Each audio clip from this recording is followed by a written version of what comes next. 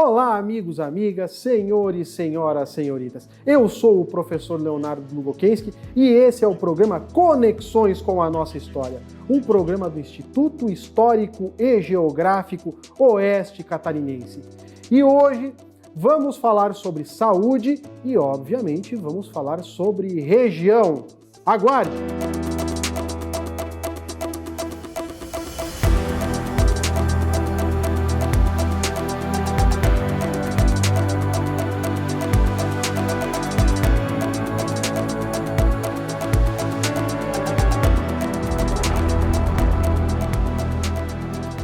O Oeste Catarinense foi uma região primeiro ocupada por indígenas. Posteriormente, nós vamos ter os tropeiros que saíam das missões jesuíticas e passavam por essa região levando gado para Sorocaba. Aí que veio a figura dos colonos, que vieram do Rio Grande do Sul para ocupar a nossa região.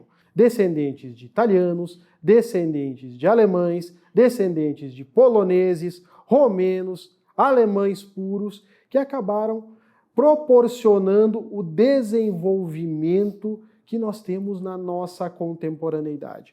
Hoje tenho como convidado Arnildo Korb, que vai falar um pouquinho da sua trajetória, um pouquinho da sua família, um pouquinho sobre a ocupação da região e também um pouquinho sobre saúde. Olá, Arnildo. Oi, tudo bem?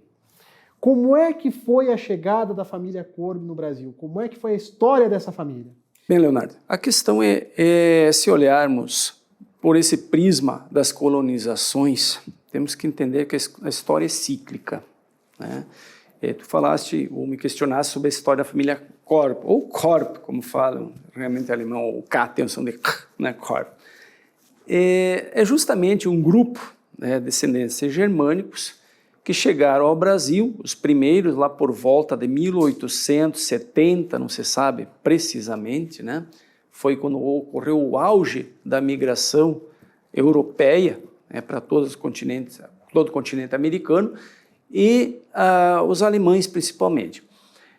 Nesse período, portanto, esses grupos se alocaram em regiões específicas no Rio Grande, como Nova Petrópolis, por exemplo, ali também, né? Alguns vieram antes de Petrópolis, depois Nova Petrópolis, e ali onde alguns dos meus antecedentes, no caso, ancestrais, se acomodaram, né? Se alojaram.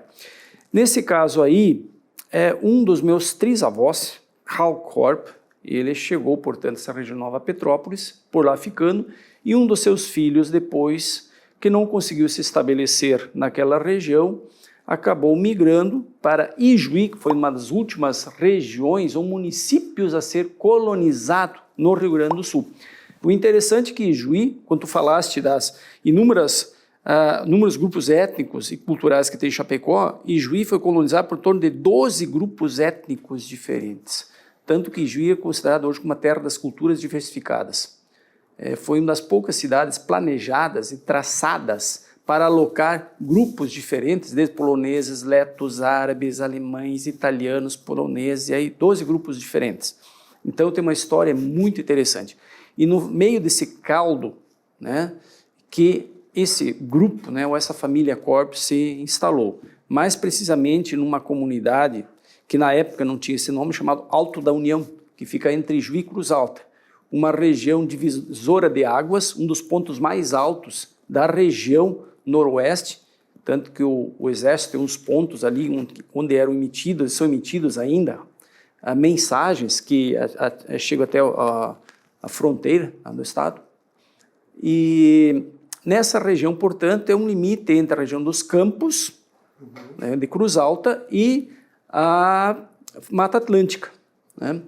E nessa região, portanto, que esse meu bisavô, ele conseguiu suas terras, sua gleba de terra, e ele começou a construir a sua história. Esse é um ponto importante para se discutir. Duas coisas que me levam a pensar. Primeiro, quando nós falamos desse imigrante, o imigrante no Rio Grande do Sul ocupa a região de matas. A região de Campos já eram ocupados pelos estancieiros e com esses não tinha conversa. Eles não aceitavam que ninguém colocasse os pés nas suas terras que foram legalizadas ainda em 1850, com a famosa Lei de Terras de Dom Pedro II. Continuando então, Arnildo, e como é que continua essa saga aí, então, da família Korb? Se tu me permite só fazer um parênteses, tu falaste sobre a região de Campos, algo interessante, né? Justamente por ser uma região de transição entre campos e matas, aquele meu trisavô, ele teria direito a uma área de campo na gleba que ele tinha. Ele abdicou, ele não quis, justamente porque o conceito que se tinha na época, que os campos não eram férteis. E foi abandonada aquela região de campo, não era pouco. Isso mudou tudo a partir de 1960, 70, com a descoberta do calcário, que essas terras começaram a agregar valor, novamente que mudou o conceito de terra fértil e não fértil, pouca fertilidade, só um parênteses. Mas o que nós achamos interessante dessa saga é que depois, passados meio século, né, quando as famílias começaram a crescer novamente no interior, as propriedades ficaram pequenas, a migração novamente se acentuou, né? Vamos chamar de êxodo rural, vamos chamar de várias denominações, alguns partindo para outros países e Brasil afora. Né? Então essa foi uma das realidades. Mais difícil talvez foi na década de 80, com aquela inflação alta de 100%, que eu vivi isso. Eu trabalhei na agricultura, fui agricultor também, né? Então estou com 56 anos, saí da lavoura com 26. Então me orgulho muito disso nesse meio tempo. Fiz minha faculdade, minha graduação em biologia, né? Me orgulho disso. Isso aí, quanto é importante quem produz alimentos, que produz trabalho na terra. E essas características que tem no povo sulista, né? Essa é a herança nossa. Pois bem, então nessa década de 80 e 90, com aquelas inflações altas que tínhamos, né? E também produto, portanto, esse endividamento, ocorreu uma alteração completa nesse panorama da agricultura. Eu me senti envolvido nesse processo. E de tanto a gente lutar e muitas vezes não prosperar em meio de um modelo que era praticamente excludente, né, eu, com uma graduação de biologia, resolvi aventurar aqui para o oeste catarinense, isso em 96.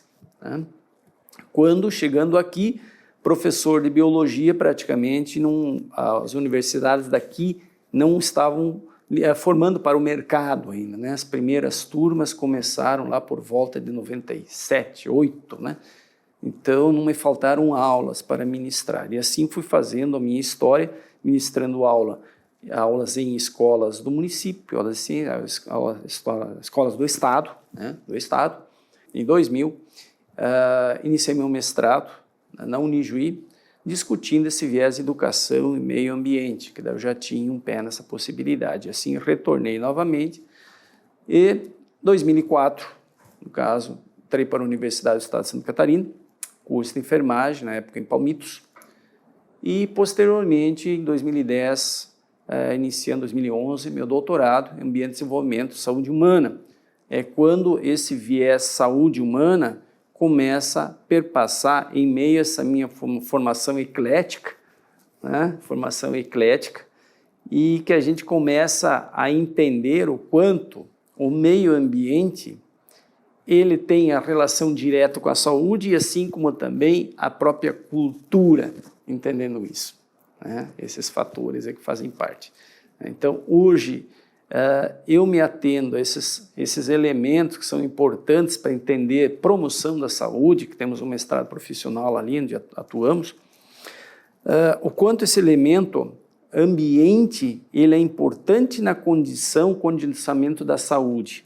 E nesse meio ambiente está a cultura. A cultura ela faz parte. Como a cultura faz parte? Bom, faz parte que hoje tem um novo ramo da genética que se chama epigenética. Né?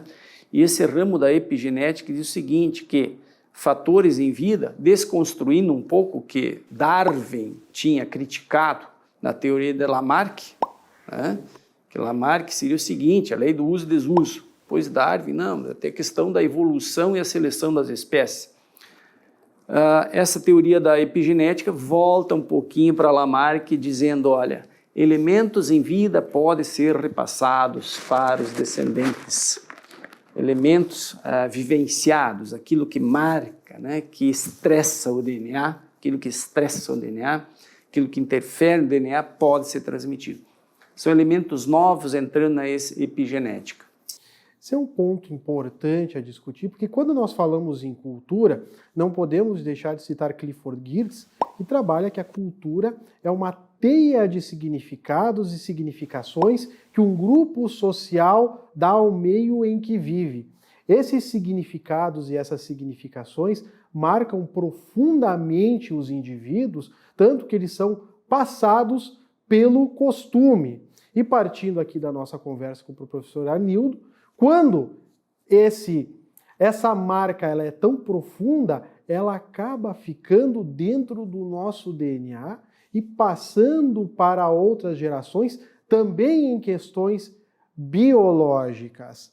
E bom, professor Arnildo, e como é que fica a questão então da saúde na nossa região? Dado que, pegando este histórico, se nós formos ver as pessoas que ocuparam o Grande Oeste, nós vamos ter, primeiro, os indivíduos que vêm com o objetivo de viver a agricultura de subsistência. Posteriormente, eles passam para o minifúndio. Com a mecanização da produção, muitos têm que virar ou proletários ou se adaptar aos novos meios. E tudo isso acontece em menos de 40 anos. Como é que fica a saúde a partir disso? Bem, primeiro é muito difícil hoje nós pensarmos, né, porque nós temos muitas variáveis interferindo na questão saúde. Né? É difícil, eu estava discutindo com meus alunos sobre isso. Como é que se traça um perfil epidemiológico? Você precisa ter um espaço de tempo muito longo, décadas muitas vezes, para saber se efeitos ambientais causaram algum dano na saúde humana ou não. Com exceção de radiações, outras. Mas se nós analisarmos, por exemplo, os alimentos transgênicos, passaram-se quase 3 décadas, não consegue se provar isso. Né? A questão um exemplo simples, a radiação, né, emitida nas clínicas de odontologia. Foi provado agora que não há riscos, então você precisou décadas para estudar as consequências. Então, nós estamos hoje em meio a uma situação assim que nós estamos imersos, no caso, em muitos fatores que podem representar riscos, que na verdade não é um fator isolado, é uma somatória de fatores, né? Uma somatória. Então, a energia fluorescente substituída por outras, muitas vezes, pelo LED, não sabemos o que o LED pode causar, ou muitas outras situações relacionadas. Mas aí voltamos a algumas questões interessantes quando a gente fala sobre saúde e esses grupos. A gente sabe que na região oeste catarinense nós temos dos mais altos índices de hepatite, talvez da região sul. Mas e aí? Como tentar descobrir a origem dessas doenças? Muitos tentam atribuir ao chimarrão, ao hábito do chimarrão, da cuia e da bomba, né, pelo fato da saliva. Mas está provado que não é. Se fosse assim, estaria toda a população aqui cometida hepatite. Hoje já se sabe que alguns grupos vindos da Itália, numa região endêmica de hepatite, trouxeram esse vírus no seu DNA. E esse vírus, ele se inseriu no DNA de tal modo que é específico para aquele grupo. Então, ele se manifesta em determinados grupos, é uma herança genética já vindo, pode ser passado. É muito discutível isso, né? Mas se olharmos a região sul de modo geral, se fosse por isso, todo mundo estaria com hepatite, né? Mas são regiões específicas que nós tratamos disso. Assim como tem uma pesquisa que a gente está fazendo em 7 municípios aqui próximos, que tem os mais altos índices de diarreias do estado, até do país. Municípios com alto IDH, municípios que a população está bem, um sistema de saúde que atende a todos, completo. Mas como justificar isso? Alguns vêm dizer, não, mas é uma questão, talvez poluentes, as águas poluídas por dejetos, as águas poluídas por isso, mas e por que não em outras regiões? Então, uma hipótese que eu levanto, porque a ciência é feita por hipótese, o que é diferente de fake news, né? Tá? Eu coloco hipótese é algo que pode ser, eu preciso estudá-la. Né? Que tem um condicionante, isso já é provado, um condicionante genético envolvido, uma predisposição genética para essa doença, especialmente em municípios pequenos, onde não se tem um fluxo gênico muito grande, né, de pessoas que vêm de fora e se inclui, é aquele fluxo, né, fica ali. Então, uma concentração de genes. Então, isso tudo precisa ser muito bem estudado. Né? Temos que estudar muito. Então, tudo são hipóteses. A ciência, a gente move ela por hipóteses. Então, é muito relativo a gente fazer, muitas vezes, uma alegação, né, para não causarmos problemas. Mas temos que colocar esse condicionante genético, né, dentro desse aspecto cultural que influencia, que eu sempre digo para os alunos, olha, o fato de termos os genes, né, que é de uma determinada doença, não que é o gene da doença, é um gene defeituoso, e para esse gene defeituoso, ele atuar, precisa ter um elemento externo, e que aí o ambiente e a cultura interferem. Essas são questões muito sérias, doenças crônicas, degenerativas, de modo geral, todas elas têm esse condicionante genético e cultural envolvido. Então a cultura, ela aparece como sendo uma marca dentro da genética? Pode aparecer, é um dos elementos, cultura, porque o meu comportamento, ele interfere sob condições como estresse, depressão, muitos outros elementos, né? Que pode desencadear também diabetes, ou seja, todos aqueles elementos que possam estressar um gene, né, e fazer com que este gene, no caso, possa vir se manifestar, ou desligar, ou ligar ou desligar. Quando nós falamos em pesquisa, nós falamos em educação. Se nós pensarmos a nossa região, a primeira universidade só vai surgir na década de 60. Os primeiros cursos de mestrado e doutorado a partir dos anos 90, anos 2000. E ainda estamos engatinhando, pois temos pouquíssimos cursos, né, de estrito sensu na região, que inclusive essa vai ser uma das discussões no nosso próximo programa, falando de educação. Então, quando nós pensamos em pesquisa, né, a desconstrução dessa ideia que vem da Europa, da utilização de fármacos, da utilização de antibióticos, também está ligado à figura do poder pesquisar, à figura do fomento para a pesquisa.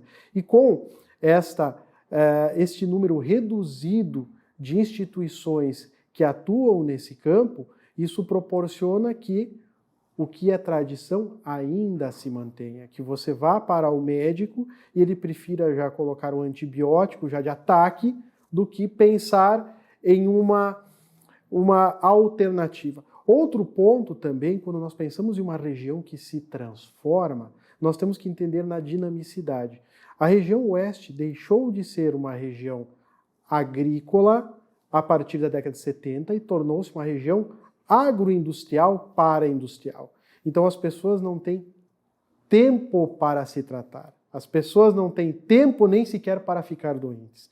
Quando o ficam, precisam da resposta imediata, precisam da resposta rápida. E a resposta rápida, a resposta imediata é o antibiótico. É o que funciona. Mas, obviamente, como fala o professor Arnildo, isso tem um tempo.